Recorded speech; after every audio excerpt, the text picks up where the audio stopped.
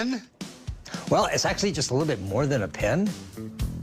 It's a butterfly knife. Okay, do you mind if I take a look at it? Yes, please. All right, so it just swings open right here.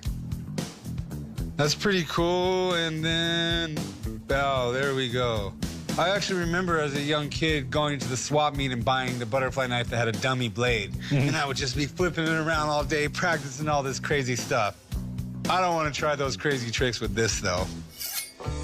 I'm here at the pawn shop today to sell a butterfly knife that disguises a pen. I've had it for quite a while, maybe about 30 years.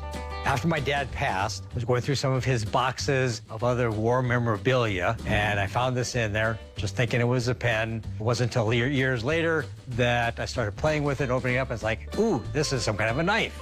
I don't know exactly how old it is. Can I find any markings or indication? My asking price for the butterfly knife is $100.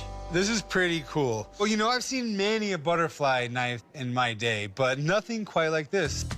Butterfly knives kind of gained a little bit of popularity after World War II when they brought some of these home. They were kind of just cool little keepsake items, but somewhere around the 1950s and 60s, they got really popularized in television or movies and stuff like that. And today they're very popular, and this is just a very unique one. It's disguised as a pen, and they did a really good job at it. So tell me about it. Where'd you get it? My father was in the Korean War conflict back in the day. So after he passed away, I was going through some more of his boxes, and I had come across that. It's definitely pretty cool. It's much thinner than the typical butterfly knife. It's very, very light. And do you have a price in mind? I'm thinking maybe $100. Okay, I actually do have a military expert I would love to come take a look at this. So if you have some time, I would love to get him down here and see what he has to say about it. Yeah, that sounds great. All right, give me just a moment. I'll call him, see how fast he can get down here. Okay. Hi, I'm Alex. Steve, Alex, pleased to meet you. Nice to meet you.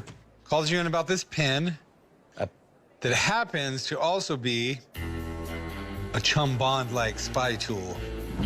Oh, that's cool. Do you mind if I pick it up, Steve? Oh, yeah, please do. All right. Have you ever seen anything like this? I mean, I've seen things like this, but this is a bit different, and mostly because it is, like, precisely built.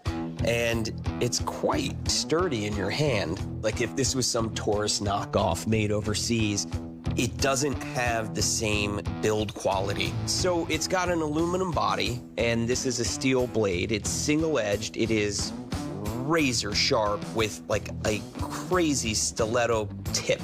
This was made to do really terrible damage, and it's concealable because you could easily put this in your front pocket and nobody would be the wiser that you actually had a lethal weapon on you.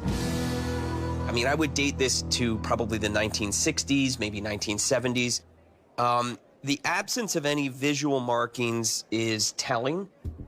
So we would refer to this from a military collector's standpoint as being sterile. So why would something be sterile? And the answer is because if you lost this, you wouldn't want someone who found it to know where it came from. Now, why wouldn't you want to know where it came from? So the idea of concealable small weapons that are sterile really began for the Americans in World War II, the OSS, the Office of Strategic Services. This is the predecessor to CIA. So you're talking spy games things. And so this does become a spy weapon. I was hoping it was a spy weapon. Is this something that spy-type collector would collect? Yes. So if you were to buy it and put it in the shop, I think you might get up to $1,000. All right, Alex. As always, it's been a pleasure. All right, you're welcome. That's great information. Thanks, All Alex. right, good luck. You still want $100? Based on this new light of information, my price has gone closer to 1,000. Okay, Alex is saying that's probably top of the market for a retail situation like we have here in the pawn shop. Would you take $400 for it? How about 800? How about $550?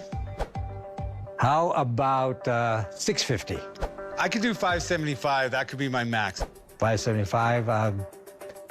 Tell you what, that's a deal. All right, we got a deal. You go ahead over there to the counter, and I'll meet you right over there, and I will write you up and get you paid. Thank you much. I better take this with me. I don't want to leave a knife on the counter. No.